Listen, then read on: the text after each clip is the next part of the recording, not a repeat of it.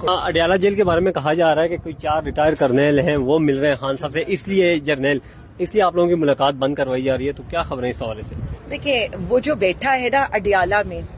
آپ جنرلز بھیجیں، آپ کرنلز بھیجیں، آپ حوالدار بھیجیں، یا آپ اس اردلی حکومت کو بھیج دیں، آپ جس کو مرضی بھیج دیں، وہ صرف عوام کے لیے بیٹھے، وہ پاکستان کے لیے بیٹھے. صرف اتنا جان لیں کہ یہ ملک تباہی کے اور جنگ کے دہانے پر کھڑا ہے.